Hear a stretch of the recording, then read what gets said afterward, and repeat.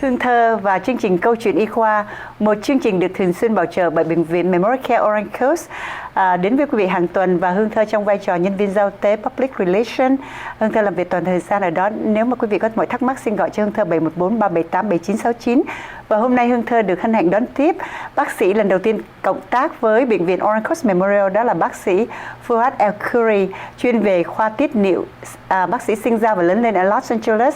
Bác sĩ đã hoàn thành nội trú phẫu thuật tiết niệu tại khoa tiết niệu của UCLA, và cũng tại UCLA bác sĩ Elkhoury đã thực tập về nội soi và phẫu thuật bằng máy robot. Bác sĩ Elkhoury cũng chuyên về các phương pháp giải phẫu tiên tiến đối với các bệnh sỏi thận phức tạp, sử dụng phẫu thuật bằng robot để điều trị bệnh thận và nhiếp hậu tuyến, cả ác tính và lành tính. Bác sĩ Elkhoury cũng được đào tạo về phương pháp gọi là Holmium Laser Enucleation, là chữa trị nhiếp hậu tuyến, gọi tắt là HoLEP. Đây là một phẫu thuật nội soi tiên tiến sử dụng laser để điều trị các bệnh Prostate, Enlargement, tức là chứng nhiếp hậu tuyến bị sưng da, và các triệu chứng tiết niệu. Bác sĩ Elkhoury là một trong những bác sĩ tiết niệu duy nhất ở California thực hiện phương pháp này, và bác sĩ rất vui mừng được mang kỹ năng độc đáo này đến quận Cam và chăm sóc cũng như điều trị các bệnh nhân và thực hiện các ca phẫu thuật liên quan đến đường tiết niệu. Welcome to the show, Dr. Elkhoury. Sorry for the long introduction about you. I hope that you will join us for the show frequently to share your knowledge and the treatment relating to neurology. Urology. Thank you for having me. Vâng. And kính thưa quý vị, bác sĩ có gợi ý là hôm nay bác sĩ sẽ nói về những cái vấn đề mà quý vị thường nghe người thân và bạn bè nam giới lớn tuổi phàn nàn về những khó khăn khi đi tiểu, khi già đi.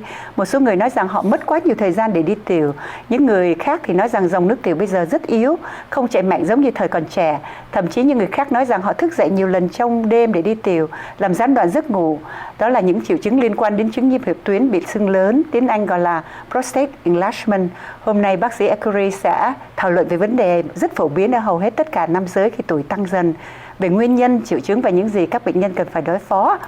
So the introduction about the topic we're going to discuss today. So please, my first question is, what is the prostate and what is its purpose, the function of it? Sure. So the prostate, we've all heard the word. Very few people know exactly what it does. So the prostate is an organ the size of a walnut that sits just under the bladder, and its function is to help produce semen for reproduction. It helps to carry the sperm during reproduction. Later in life, after the reproductive years are over, it really doesn't have any good function. Unfortunately, it's known to grow, right? So after age 50, the prostate continues to grow over time, and that can cause some urinary issues for men. Vâng. Câu hỏi đầu tiên của bác sĩ Elkhoury là nhiếp hậu tuyến là gì và chức năng của nó là gì?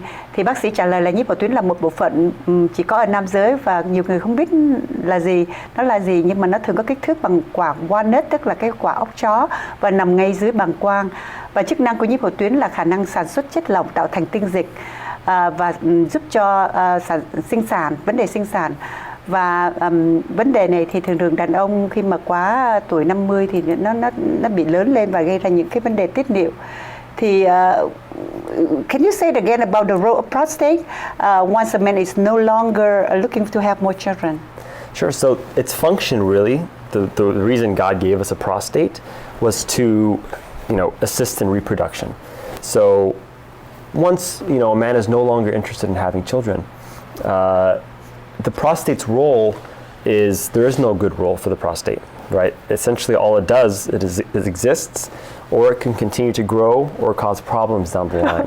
So it's one of those things where it's almost an unnecessary organ once the reproductive years are over. Vâng, thưa hỏi cái vai trò của nhiếp hậu tuyến nào khi mà người đàn ông không còn muốn có con nữa.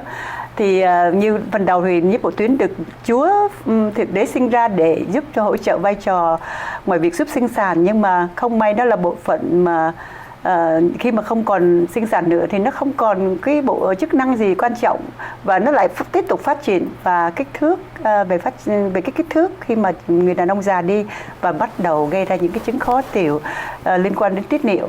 Và trái với những cái bộ phận khác thường opposite to the other organ, usually they get smaller, right? Like it was shrinking back, but no, the prostate is getting larger. Yeah, it's very interesting. It's very interesting. You know, it's one of those things where, you know, with age, due to genetics definitely has a cause for this organ growing, but also because men continue to produce testosterone even as they get older, the prostate grows in that environment of testosterone. And so, as unfortunately many other things shrink as we get older, the prostate just seems to continue to grow.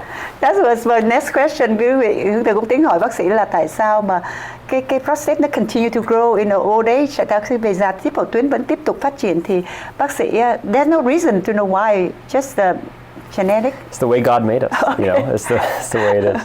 Vẫn đến giờ thì không ai biết được chính xác cái lý do tại sao nhiếp hậu tuyến tiếp tục phát triển khi mà nam giới già đi. Bác sĩ Elkhoury cái này nói là cái di truyền á có thể góp phần vào điều này. So if the father, the grandfather, or the brother have enlarged prostate, so the men have a tendency to have it, right? Yeah, it typically does run in the families, just like everything else in life. There's a big genetic component to it.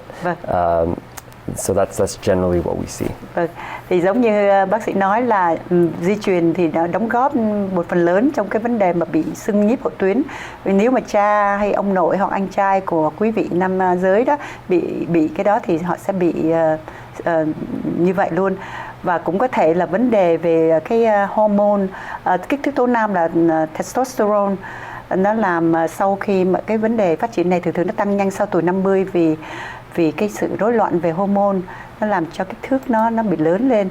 So how does a man know that he has an enlarged prostate, doctor? Sure. So the first signs of an enlarged prostate are that the urinary symptoms start to emerge. So one of the first things someone may notice is taking them longer to urinate. You know, it used to take them 45 seconds. Now it's taking them 1.5 to 2 minutes. They may notice that the stream is starting to get weaker as well. They may start having to wake up more often at night. You know, they used to sleep through the night and maybe only wake up once. Now they're waking up 2, 3, 4 times a night. They feel like maybe they're not completely emptying their bladder. So, you know, it's a very common problem as men get older where they start sensing that their urination starts to change. The characteristics of how they urinate starts to change. And that does impact their quality of life. Usually this is a sign that the prostate is enlarged. It's not always the main reason, but most of the time we do identify the prostate as being the cause for that. Hương Thơ vừa mới hỏi bác sĩ Elkhoury là tại sao một người đàn ông có thể biết là mình có nhiếp hậu tuyến bị lớn, bị sưng. Thì dấu hiệu đầu tiên cho thấy nhiếp hậu tuyến của một người đàn ông bắt đầu to ra là khi thói quen tiết niệu của họ bắt đầu thay đổi, thì họ có thể đi tiểu chậm hơn. Hôm trước khoảng 45 giây thôi, bây giờ có thể 1-2 phút và mất nhiều thời gian để đi tiểu nhiều hơn. Rồi họ phải thức dậy 2 hoặc 3 lần mỗi đêm, so với trước đây không bao giờ thức dậy hoặc chỉ 1 lần mỗi đêm mà thôi. Rồi lượng nước tiểu rất ít, lại cảm giác như là chưa tiểu hết trong cái bọng đái, khiến cho họ cảm thấy rất là khó chịu, bị căng tức và gây ra đến mất ngủ vào buổi tối. Ngoài ra, so they also have like they can hold back, right? They need to go to the restroom. Right, that's another symptom, exactly. Tanya. So I just remember one of them. Right, so this is something called urinary urgency, where once you feel like you have to go, you have to run to the restroom. Otherwise, you may have an accident, and so it's a very big. It's really distressing for a lot of men to go through that. Vâng, còn một cái mà Thơ có một người quen là cũng như là không có nhịn tiểu được, nó phải đi vội vã đi ngay lập tức, thì cái điều này nó cũng làm cho cái quality of life là chất lượng cuộc sống của chúng ta nó bị giảm đi, mất đi cái chất lượng cuộc sống, rất là khó chịu cho người đàn ông. So the next question is how you diagnose the prostate enlargement, doctor? Sure. So the simplest way is what we do almost every time you go to a urologist's office or any primary care doctor's office once you get, you know, past age 50, which is to do a rectal exam. You know, with our finger we can sense the size of the prostate. So that's a very simple way to do it. If we want to know for sure, we can do a camera in the bladder to really take a look and look at the prostate itself and see if it's obstructing.